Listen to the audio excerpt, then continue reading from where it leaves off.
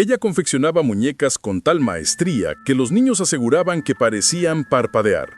Sin embargo, cuando la policía irrumpió en su taller, se toparon con algo que ningún ser humano debería ser capaz de crear. Juguetes fabricados con la piel de niños desaparecidos, tan realistas que aún poseían el calor de la vida que un día tuvieron. Antes de sumergirnos en esta sombría historia que conmocionó a Valencia hace más de un siglo, me gustaría saber desde dónde nos escuchas. ¿Te encuentras en casa, caminando por la calle o tal vez en un rincón tranquilo donde las sombras parecen moverse solas? Déjanos un comentario con tu ubicación y si historias como esta, que son reales, oscuras e imposibles de olvidar, te mantienen despierto por la noche, no olvides suscribirte a Basado en Hechos Reales canal y activar la campanita. Porque lo que estás a punto de escuchar sobre doña Matilde Romero y su taller de horrores en el barrio del Cabañal no es una leyenda inventada. Es un relato que Valencia intentó enterrar pero que nunca logró olvidar por completo. Ahora adentrémonos en el verano de 1908. Un verano en el que el calor no era lo único que ahogaba a los habitantes de Valencia.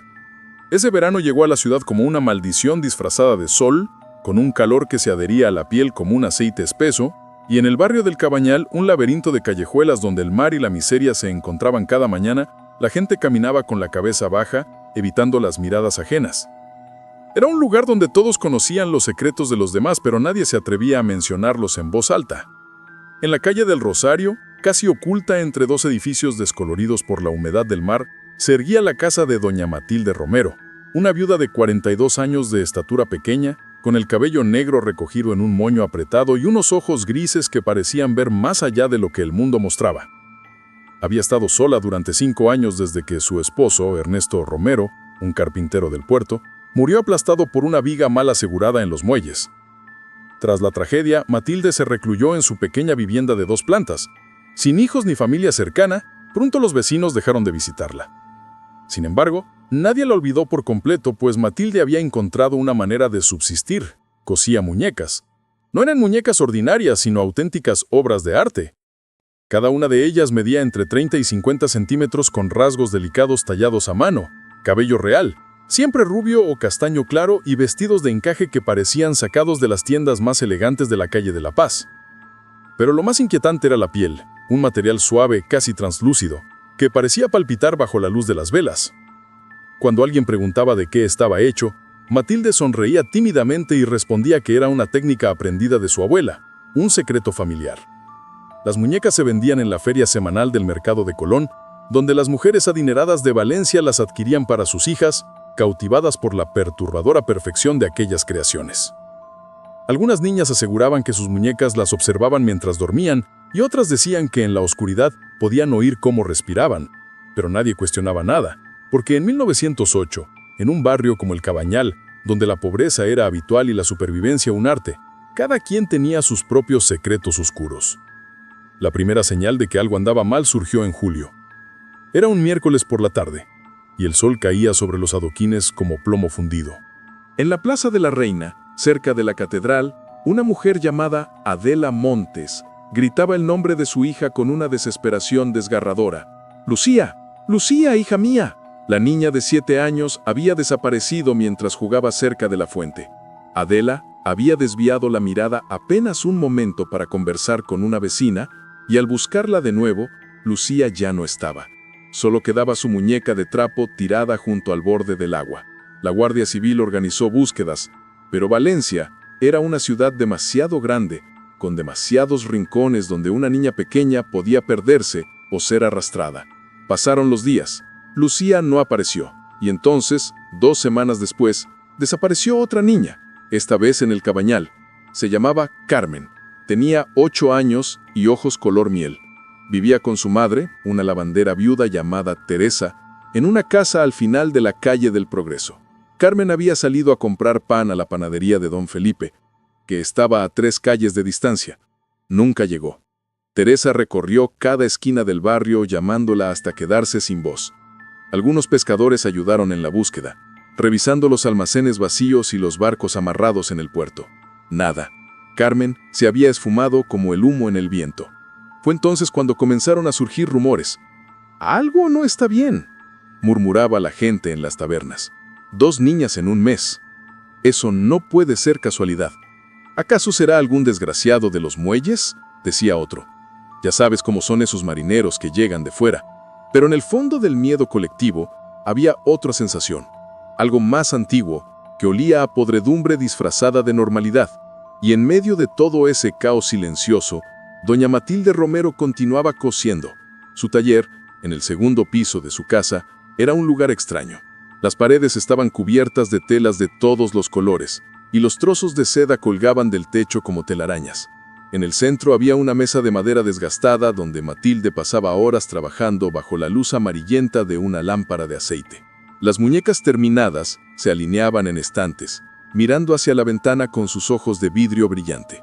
Una tarde de agosto, una vecina llamada Rosa Cabrera tocó a la puerta de Matilde. Rosa, también costurera, aunque nunca había sido amiga íntima de la viuda, sentía curiosidad por su trabajo. «Doña Matilde, perdone la molestia», dijo Rosa al abrir Matilde la puerta. «He oído maravillas sobre sus muñecas. ¿Sería tan amable de mostrarme su taller? Me gustaría aprender algo de su técnica». Matilde dudó. Sus ojos grises se centraron en Rosa con una intensidad tal que la hizo retroceder un paso. «No recibo visitas con frecuencia», dijo finalmente, con una voz suave pero decidida. «Solo será un momento», insistió Rosa, forzando una sonrisa. «Soy del gremio, ¿sabe? Las costureras debemos apoyarnos entre nosotras». Hubo un largo silencio. Luego, Matilde asintió lentamente y abrió completamente la puerta. El taller tenía un olor peculiar. No era exactamente desagradable, pero sí extraño. Una mezcla de cuero curtido, hierbas secas y algo más que Rosa no podía identificar. Algo orgánico. Las muñecas estaban esparcidas por todas partes, sentadas, recostadas, colgando de ganchos. Sus rostros estaban tan detallados que Rosa sintió un escalofrío recorrer su espalda. «Son impresionantes», murmuró mientras tocaba suavemente el brazo de una de ellas. «La piel es increíblemente real». «Gracias», respondió Matilde sin sonreír. «Es un proceso delicado, lleva tiempo». Rosa observó más de cerca. El material era suave, casi tibio al tacto, y había algo más, pequeñas venas apenas visibles bajo la superficie, como si la piel tuviera su propia red de vida. «¿Qué material usa?», preguntó Rosa, tratando de sonar casual. «Nunca he visto nada igual». Matilde se acercó lentamente con las manos cruzadas frente al delantal manchado. «Un secreto de familia», repitió, esbozando una tímida sonrisa que no alcanzó sus ojos. «Mi abuela me enseñó antes de morir, pero no es algo fácil de compartir». Rosa sintió un nudo en el estómago. Había algo en la forma en que Matilde hablaba, en la manera en que sus largos dedos acariciaban el borde de la mesa de trabajo, que le provocaba un profundo malestar. «Bueno, gracias por su tiempo, doña Matilde», dijo Rosa, dirigiéndose hacia la puerta. «No quiero molestarla más». Al salir a la calle, el aire cálido de la tarde le supo a libertad. Caminó rápidamente, sin mirar atrás, con el corazón latiendo desbocado. Esa noche Rosa no pudo dormir. Cada vez que cerraba los ojos, veía los rostros de las muñecas mirándola y ese olor extraño que no podía sacarse de la memoria. Pero lo que realmente la mantenía despierta era un pensamiento aterrador que no podía quitarse de la cabeza. ¿Y si ese material no era un secreto familiar, sino algo mucho más siniestro? Agosto avanzaba con la lentitud de una fiebre. En el cabañal, el calor se mezclaba con el hedor a pescado en descomposición que subía desde los muelles, y las moscas zumbaban en densos enjambres sobre los desperdicios acumulados en las esquinas. La gente hablaba en voz baja, siempre mirando por encima del hombro, como si las calles pudieran escuchar sus temores. Ya 3 niñas habían desaparecido: Lucía, Carmen y ahora Elena. Elena Ruiz tenía apenas 6 años. Era la hija menor de un pescador llamado Antonio, un hombre corpulento con manos agrietadas por el salitre y el duro trabajo en el mar. Elena había desaparecido el domingo anterior mientras jugaba en el patio trasero de su casa. Su madre Inés había entrado apenas 5 minutos para preparar la comida. Cuando salió, la niña ya no estaba. Solo dejó un zapato de cuero hundido en la tierra húmeda. Antonio Ruiz recorrió el barrio con una furia contenida que aterrorizaba a cualquiera que se cruzara en su camino. Golpeó puertas, interrogó vecinos, amenazó a mendigos y borrachos, pero nadie sabía nada, o nadie se atrevía a hablar. La Guardia Civil, liderada por el sargento Julián Mora, un hombre de bigote espeso y mirada severa, intentaba mantener el orden, pero la verdad era que no tenían pistas. Las niñas simplemente se esfumaban. «Alguien las está tomando», dijo Antonio Ruiz una noche en la taberna del Marinero, rodeado de otros hombres del puerto. «Y ese alguien está aquí en el barrio. Lo sé, lo siento en los huesos». «Puede ser cualquiera», respondió un viejo pescador llamado Pascual. «Hay gente que viene de fuera, marineros, vagabundos». «No», interrumpió Antonio, golpeando la mesa con el puño. «Esto es de alguien que conoce el barrio, alguien que sabe cuando las niñas están solas, alguien en quien no sospechamos». El silencio se instaló en la taberna. Todos pensaban lo mismo, pero nadie se atrevía a decirlo en voz alta. El monstruo que se llevaba a las niñas no era un extraño, era uno de ellos. Mientras tanto, Rosa Cabrera no podía dejar de pensar en su visita al taller de doña Matilde.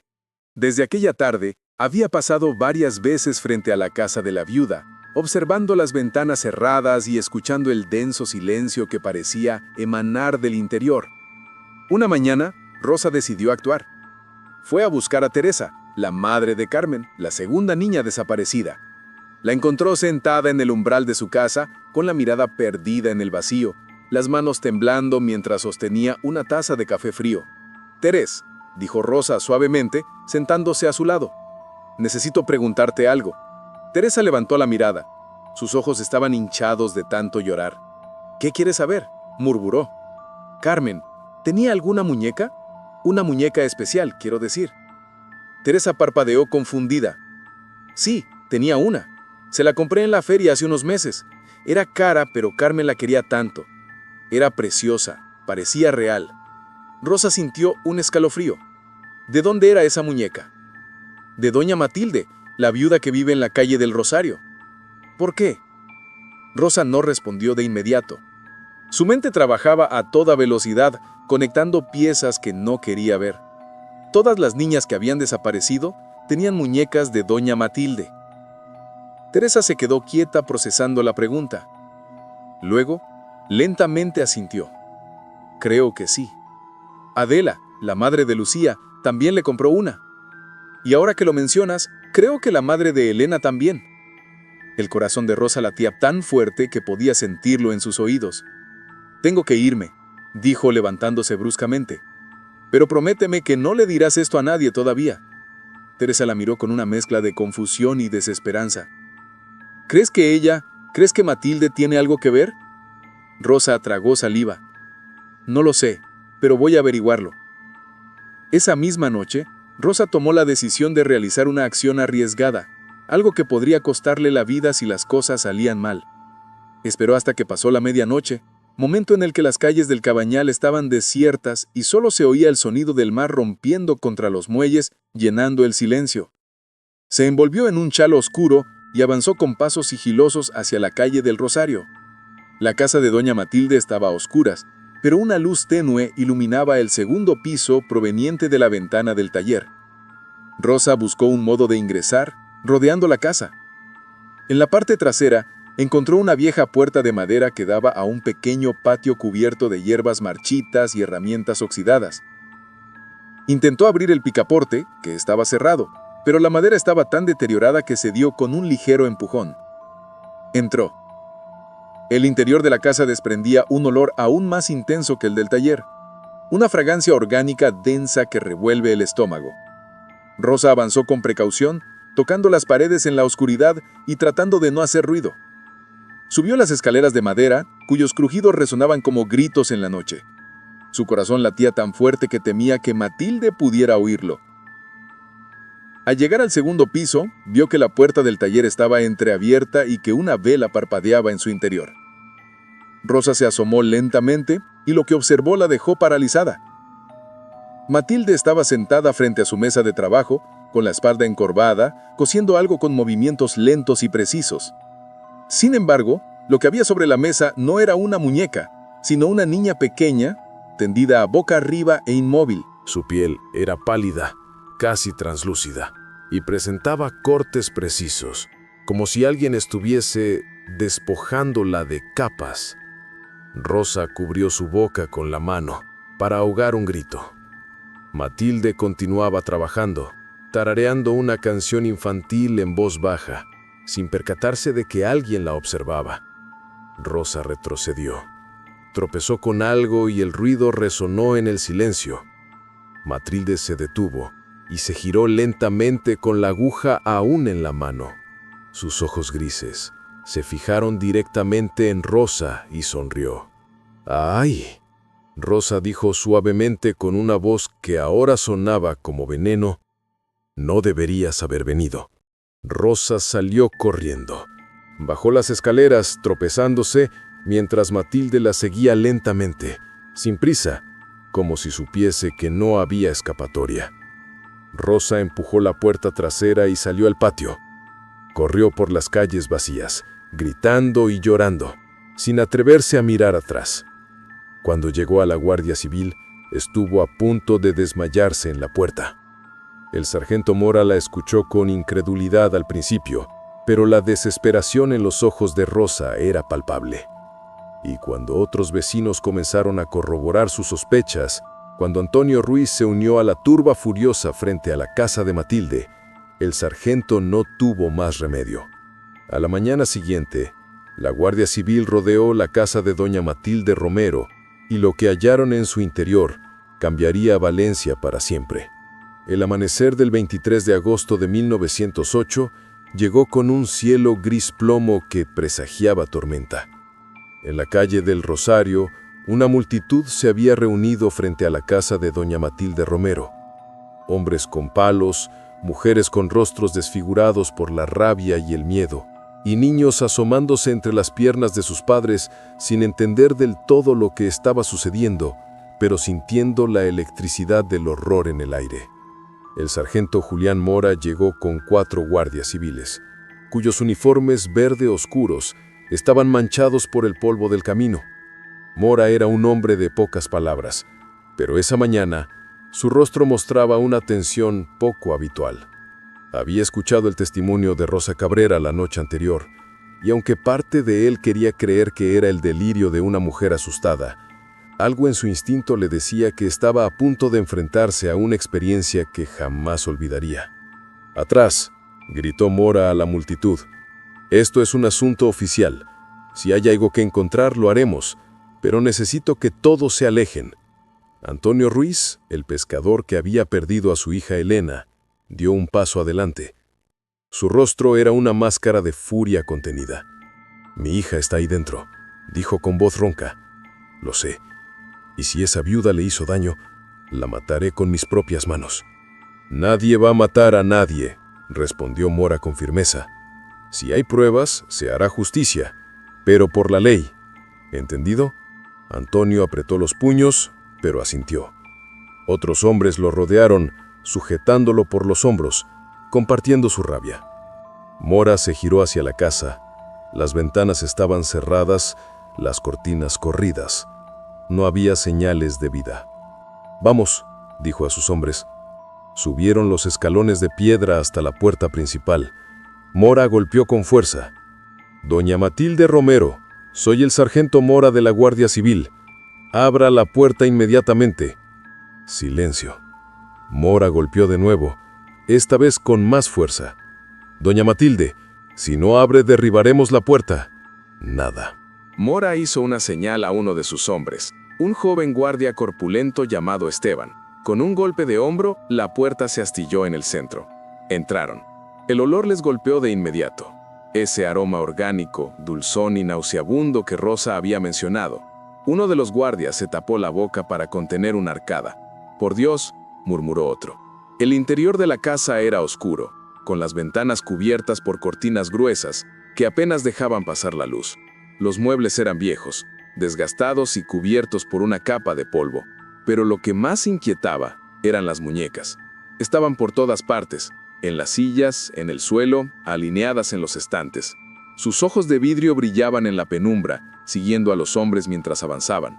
«Revisen la planta baja», ordenó Mora. «Yo subiré al taller». Mora subió las escaleras con cuidado, con la mano en la culata de su revólver. Cada escalón crujía bajo su peso, y el olor se intensificaba a medida que ascendía. Al llegar al segundo piso, la puerta del taller estaba cerrada. Mora respiró hondo y la abrió de un empujón. Lo que vio le heló la sangre. El taller era más grande de lo que había anticipado, ocupando casi toda la planta superior. Las paredes estaban adornadas con telas, hilos y herramientas de costura, pero en el centro había un elemento que desentonaba, una amplia mesa de madera oscurecida con canales tallados en los bordes que desembocaban en cubos metálicos en el suelo. Sobre la mesa, parcialmente cubierta por una sábana blanca manchada, yacía un cuerpo pequeño.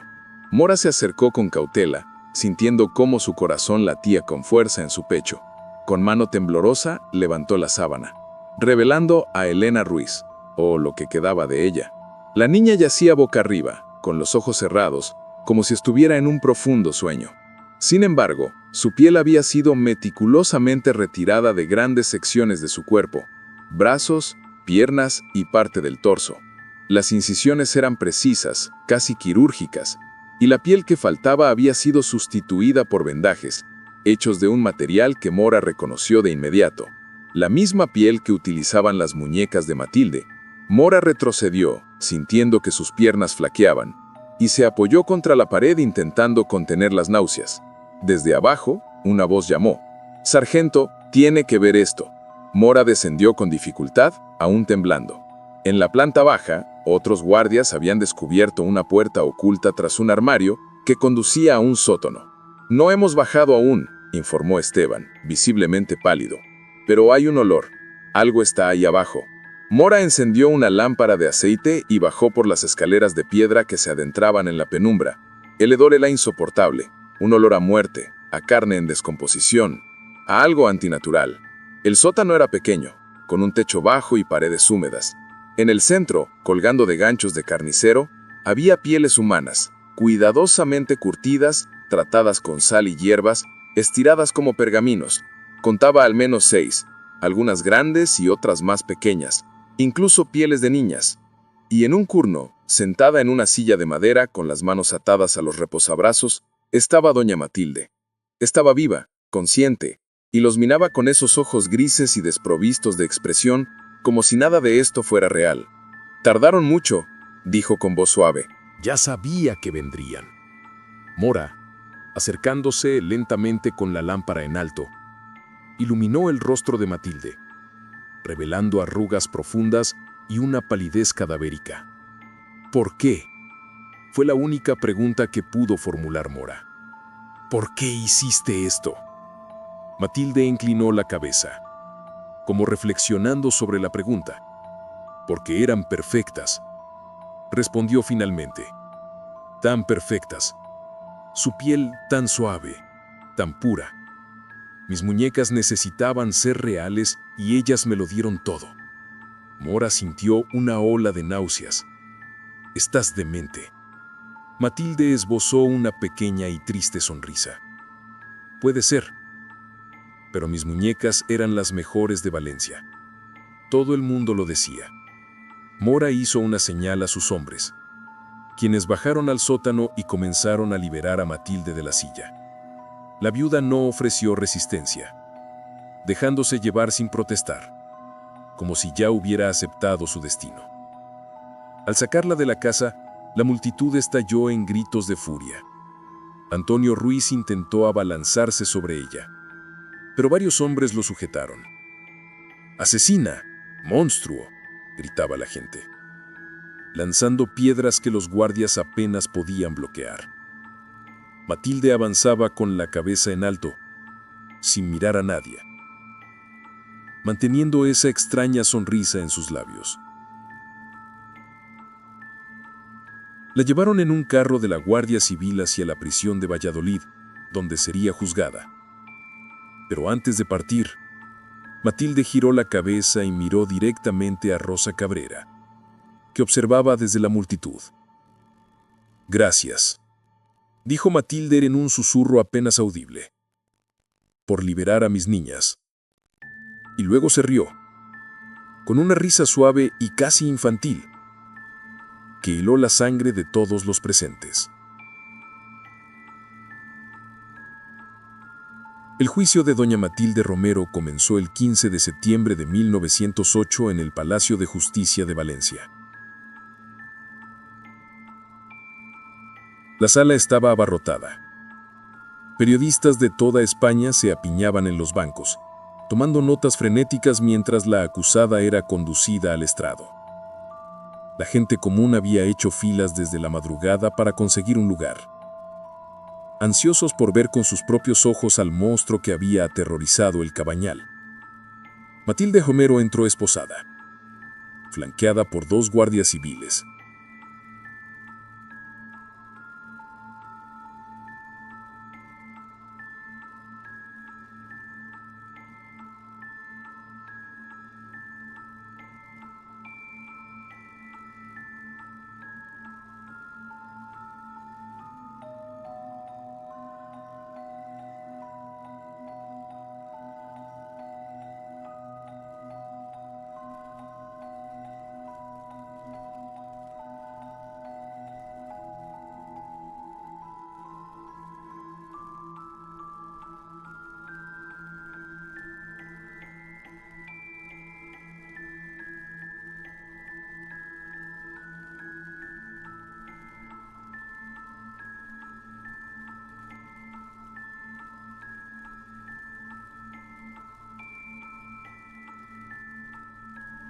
«Esta mujer», dijo Sánchez señalando a Matilde con un dedo tembloroso, «no es solo una asesina, es una aberración.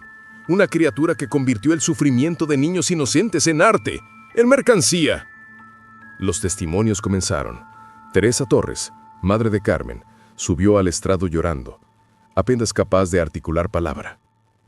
Describió cómo había comprado una muñeca de Matilde para su hija, sin saber que estaba hecha con la piel de otra niña desaparecida. Carmen había dormido cada noche abrazada a esa muñeca, y cuando la Guardia Civil se la llevó para examinarla, Teresa vomitó durante horas al conocer la verdad.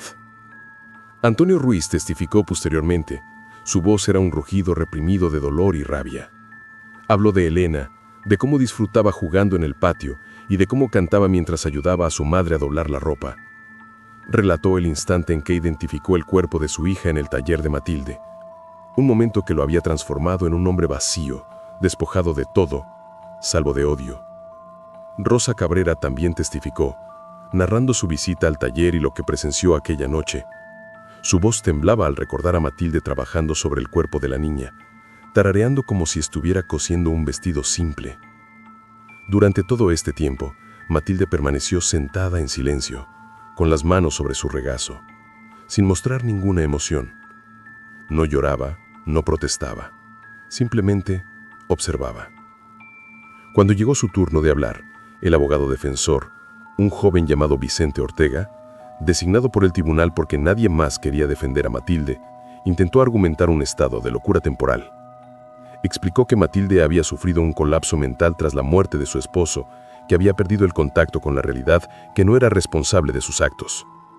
Sin embargo, cuando el juez le preguntó directamente a Matilde si comprendía la naturaleza de sus crímenes, ella respondió con total claridad: «Sí, señoría, entiendo perfectamente». El silencio en la sala fue abrumador. «¿Y tiene algo que decir en su defensa?», inquirió el juez. Matilde guardó silencio por un largo momento y luego se puso de pie lentamente. Los guardias se pusieron tensos, pero ella solo se quedó mirando a la sala llena de rostros que la odiaban. «Quiero que comprendan algo», dijo finalmente con una voz suave pero firme. «No soy un monstruo. Los monstruos actúan sin razón, sin propósito. Pero yo tenía un propósito». Un murmullo de indignación recorrió la sala. El juez golpeó el mazo. «Silencio. Continúe, señora Romero». Matilde respiró hondo. «Cuando mi esposo murió, perdí todo. No teníamos hijos. No tenía familia. En este mundo sin hombre, sin hijos, uno es nada. Es invisible. Pero yo tenía un talento. Podía crear belleza con mis manos. y descubrí que la belleza más perfecta solo podía lograrse con lo más puro que existe. ¿Habla de las niñas?, preguntó el fiscal con desdén. Hablo de la inocencia. La piel de un niño es perfecta, sin cicatrices, sin manchas, sin los pecados que la vida deja en todos nosotros. Y cuando creaba mis muñecas con esa perfección, por primera vez desde que Ernesto murió, sentí que mi vida tenía significado nuevamente. Varias personas en la sala se levantaron gritando insultos. El juez tuvo que golpear el mazo repetidas veces para restablecer el orden. ¿Está usted justificando el asesinato de 3 niñas?, inquirió el juez con voz fría. Matilde lo miró directamente. No lo justifico, pero lo entiendo. Y si me preguntan si me arrepiento, hice una pausa. No, porque esas niñas ahora son eternas, viven en mis muñecas, son amadas, admiradas. ¿Qué más se podría desear? El caos estalló en la sala. Antonio Ruiz intentó saltar la barrera para atacar a Matilde, mientras varias mujeres lloraban histéricamente. El juez ordenó un receso inmediato. Cuando la sala se vació parcialmente y solo quedaron los oficiales del tribunal, el juez miró a Matilde con una mezcla de horror y morbo. ¿Cuántas?, preguntó en voz baja. ¿Cuántas niñas realmente fueron? Matilde inclinó la cabeza. Solo 3 llegaron a completarse, pero había otras en proceso. En el sótano encontrarán más partes, experimentos. No todas funcionaron. El fiscal sintió que iba a vomitar. ¿Dónde están los cuerpos completos? ¿Dónde están Lucía y Carmen? Matilde sonrió con tristeza. En el mar. Las devolvía al mar cuando terminaba mi trabajo. Era mi manera de devolverlas a Dios. Pero había algo más que Matilde no mencionó en ese momento. Algo que solo saldría a la luz días después, cuando los investigadores revisaron más a fondo el taller. Entre las herramientas de Matilde encontraron un diario, un cuaderno de cuero desgastado, donde la viuda había documentado cada etapa de su proceso. Y en esas páginas, escritas con caligrafía impecable, había algo perturbador. Matilde no había actuado sola. El diario mencionaba a un doctor que le enseñó técnicas de curtido y preservación de tejidos, alguien con conocimientos médicos avanzados, alguien que, según las entradas del diario, visitaba el taller regularmente, pero el nombre del doctor nunca aparecía completo, solo por iniciales, Dr. Burr. Cuando el fiscal presentó esta evidencia al juez, se ordenó una investigación inmediata, pero el Dr. Burr nunca fue encontrado. Algunos especulaban que era un médico del Hospital General de Valencia, otros decían que era un anatomista de la universidad, pero nunca hubo pruebas concretas. Y Matilde, cuando fue interrogada sobre él, solo sonrió y dijo, él también entendía la belleza de lo perfecto. El veredicto se emitió el 28 de septiembre, culpable de 3 cargos de asesinato en primer grado, con sentencia de muerte por garrote vil. Pero algo extraño sucedió en los días previos a la ejecución. Las muñecas de Matilde, aquellas que habían sido confiscadas como evidencia, comenzaron a cambiar. Los guardias de la prisión informaron que las muñecas almacenadas en el depósito de evidencias parecían moverse por la noche. Algunos afirmaban haber escuchado risas infantiles provenientes de la habitación cerrada donde se guardaban. Un guardia joven, llamado Miguel Fernández, abrió la habitación una madrugada y encontró todas las muñecas dispuestas en círculo, mirando hacia el centro de la habitación, donde había una silla vacía, la misma donde Matilde solía sentarse a trabajar. Miguel nunca volvió a trabajar de noche en la prisión y nadie más se atrevió a entrar solo en esa habitación. Finalmente llegó el día de la ejecución. El 15 de octubre de 1908 a las 6 de la mañana, doña Matilde Romero fue conducida al patio de la prisión de Valladolid para ser ejecutada. El cielo estaba cubierto de nubes bajas que presagiaban lluvia, y el aire tenía un aroma a tierra mojada y temor. Solo un reducido grupo tuvo permiso para presenciar la ejecución: el fiscal, el juez, algunos representantes de las familias de las víctimas y varios periodistas que habían seguido el caso desde su inicio. Antonio Ruiz estaba presente, apoyado contra la pared de piedra, con un semblante de piedra. Anhelaba ver morir a la mujer que había arruinado su vida. Era algo que necesitaba presenciar. Matilde fue llevada al garrote vil, un dispositivo de hierro y madera diseñado para estrangular lentamente, con las manos atadas a la espalda. Avanzaba con pasos lentos pero firmes, sin oponer resistencia ni derramar lágrimas. Llevaba el mismo vestido negro que había usado durante el juicio, y su cabello continuaba recogido en un moño perfecto. El verdugo, un hombre robusto con el rostro cubierto por una capucha negra, la acomodó en la silla del garrote y ajustó el collar de hierro a su cuello delgado. Matilde no temblaba ni suplicaba. Un sacerdote se acercó para ofrecerle los últimos ritos. Matilde lo miró con sus ojos grises y dijo: «No necesito perdón de Dios. Él comprende lo que los hombres no pueden». El sacerdote retrocedió, persignándose repetidamente. El juez leyó la sentencia una vez más y luego preguntó: «¿Tiene últimas palabras, doña Matilde Romero?». Matilde guardó silencio por un largo momento y lentamente giró su cabeza para mirar fijamente a Antonio Ruiz.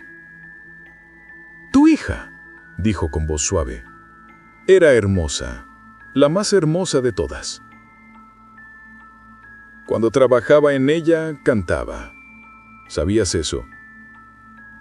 Cantaba canciones que tú le enseñaste.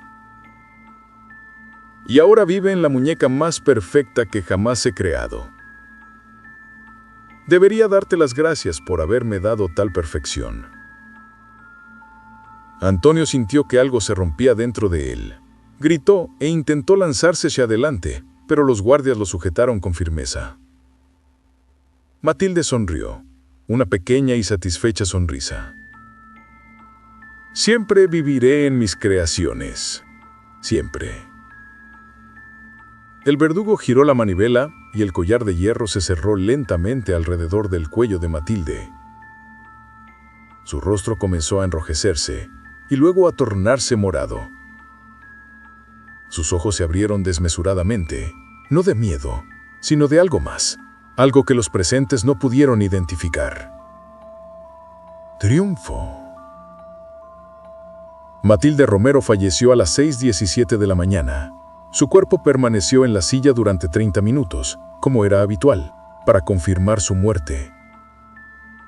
Después, fue enterrado en una fosa común fuera de los muros de la prisión, sin lápida, sin nombre. Sin embargo, la historia no concluyó ahí. En las semanas posteriores a la ejecución, comenzaron a suceder cosas extrañas en Valencia. Las familias que habían adquirido muñecas de Matilde reportaron fenómenos inquietantes. Las muñecas aparecían en lugares donde no las habían dejado. Algunas familias las encontraban sentadas en sillas, mirando hacia las ventanas. Otras las descubrían en las camas de sus hijas, acostadas bajo las sábanas como si estuvieran durmiendo. Una familia, los Álvarez, despertó una madrugada con risas infantiles provenientes de la habitación de su hija. Al entrar corriendo, encontraron a la niña dormida, pero la muñeca de Matilde estaba de pie junto a la ventana abierta, como si estuviera mirando hacia afuera. El padre de la niña, Miguel Álvarez, tomó la muñeca y la incineró en el patio de su hogar, pero esa noche escucharon golpes en la puerta principal. Al abrir, no había nadie, solo cenizas esparcidas en el umbral, y en el centro de las cenizas, 2 ojos de vidrio brillante que lo miraban, perfectamente intactos. Las muñecas que habían sido confiscadas como evidencia desaparecieron misteriosamente del depósito de la Guardia Civil. La habitación se encontró cerrada desde dentro, sin signos de entrada forzada. Simplemente habían desaparecido. Algunos decían que habían sido robadas por coleccionistas morbosos, mientras que otros susurraban que las muñecas habían regresado a sus dueñas originales, las niñas fallecidas. Rosa Cabrera, la mujer que había revelado la verdad sobre Matilde, comenzó a sufrir pesadillas. Soñaba que estaba en el taller de la viuda, rodeada de muñecas que la observaban con ojos que no eran de vidrio, sino reales, humanos, y todas entonaban la misma canción que Matilde tarareaba mientras trabajaba. Una noche, Rosa despertó y encontró algo en su mesita de noche. Una muñeca pequeña, vestida con un traje azul claro, con cabello castaño y ojos grises. Una muñeca que se parecía exactamente a ella. Rosa gritó, arrojó la muñeca por la ventana y huyó de su casa.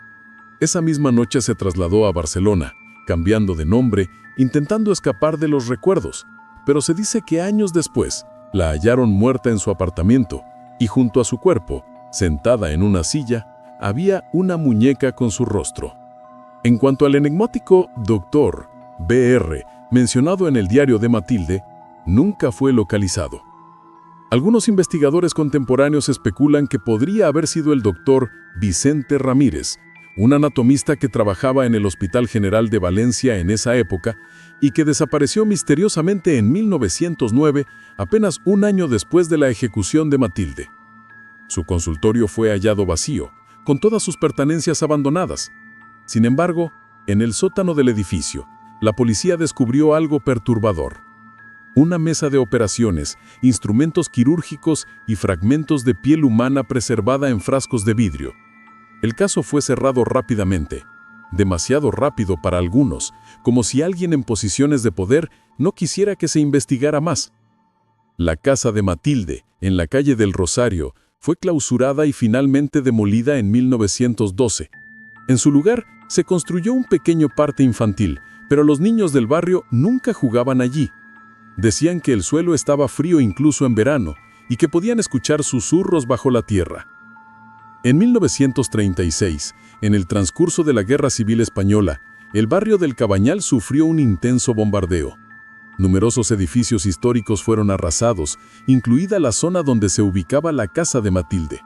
Sin embargo, los veteranos que lucharon en esa región, se reportó un hallazgo inusual en los escombros de un edificio en particular.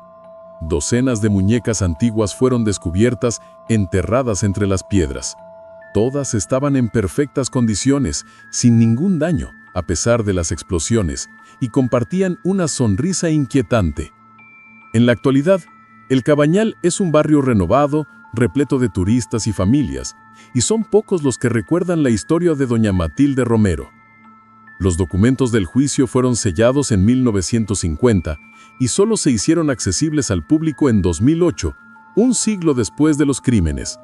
Sin embargo, hay quienes aseguran que durante las noches de viento fuerte, cuando el mar golpea con fuerza los viejos muelles, aún se pueden escuchar sonidos en la calle del Rosario. El suave roce de una aguja sobre la tela, el murmullo de una canción infantil y risas de niñas que nunca crecieron.